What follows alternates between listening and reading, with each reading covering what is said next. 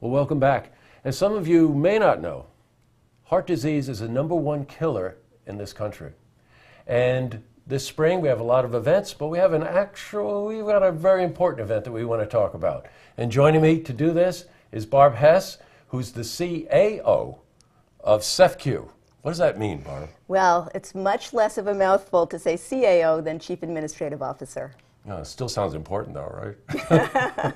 Okay, and Barb also very graciously volunteered your time, and you're on the advisory board of the American Heart Association. That's right, Jesse. Got you. So your own efforts there, but also CEFCU's efforts, a team effort. Yes, in fact, CEFCU's chairing the Capital Region Heart Walk, and that takes place on May 10th at the Crossings in Colony. Got you. It's a really fun event with a really serious purpose. Good. Well, let's talk about it. Why do the event? Well, I think it's really important for two reasons. One is we really need to raise awareness that heart disease and stroke are the #1 killers of people in this country, and that's men, women, and children. Mm-hmm. And the other purpose is to raise money, and that money is raised for cutting-edge research, a lot of which takes place right here in the Capital Region. Got you. Now, how many people attend this event? We're expecting to have a record crowd this year. I'm hoping we're going to have between 2,000 and 3,000 walkers. So it's a big event. Oh my God! And it's a fun day.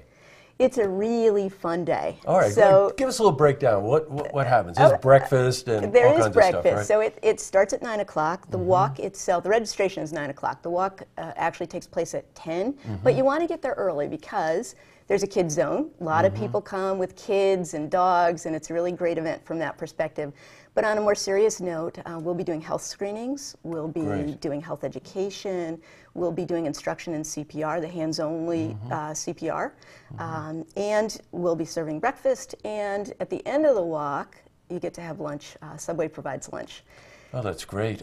Something you mentioned to me before we went on air was called the torch ceremony. I found that particularly touching. Give us a little background on that. Yeah, there are a couple of really touching pieces that we'll do that morning, and one of which is the torch ceremony. And people have an opportunity to purchase a torch which they can carry on the walk. And that's typically for somebody, a friend or a family member who has lost their life to cardiovascular disease. So it's a great way to honor that person, and they can be decorated, and they carry that for the entire walk. Oh, what nice acknowledgement. You know, I had mentioned to you earlier, you don't think about this heart disease situation, and a very close friend of mine, her husband just keeled over, 45 years old. No warning, and I think that you said it's an equal opportunity killer, right? It really is. It affects men and women and children. It's the #1 killer of men, women in this country. Right, you have to sort of get that in your head. You have a heart hero. I like this too. Tell me about him. We do. He's a cutie. It's 4-year-old Patrick Buffaline. Oh, nice. And Patrick's story is that he was born with congenital heart defect, which they picked up on early, thankfully, and he had his first heart surgery at 16 days. He's 4 years old now, but he's had 4 heart surgeries in his short 4-year life. Well, if you do the math, that's a lot of heart surgery for a 4-year-old. It is, 3 of which were open heart surgery, so you can just imagine. Wow. Well, hopefully he'll get that passed early on in his life and lead a productive life. I mean, that's what you really hope for, right? Right, right. So at that event, his parents and he will be there to share his story. Oh, what a wonderful story. Okay, you're raising money. Where does the money go? So the money goes for research, and there's currently about $2 million in research funded by the Heart Association right here in the Capital Region. And so that's really used for cutting-edge, life-saving research. You know, I have the opportunity, sitting on the Heart Association board, to sometimes tour the facilities that we have here, and I think people don't realize how much great research we have here, how fortunate we are to have such great hospitals, Saratoga Hospital, Ellis, Albany Med, St. Peter's. And what I've been told is that some of the real cutting-edge life-saving procedures that happen and are used all over the country and all over the world were actually developed in this area. So it's pretty incredible, and it's Heart Association funding that makes that possible. Well, sure does. Boy, what a cause. You know, I noticed at the Heart Walk, people wearing red caps, and these are the survivors, they right? Are the survivors. Now think about that.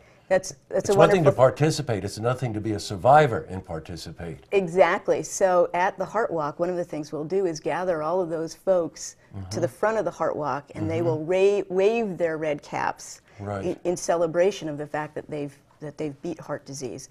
And each year that group gets larger and larger, and that's really what we're working for, is to have more and more people survive. Good. Let's tell our viewers again, this is on Saturday, May 10th at the Crossings. Yes, right? in Colony. In Colony, right. And it starts 9 a.m.? Yes, registration 9 a.m.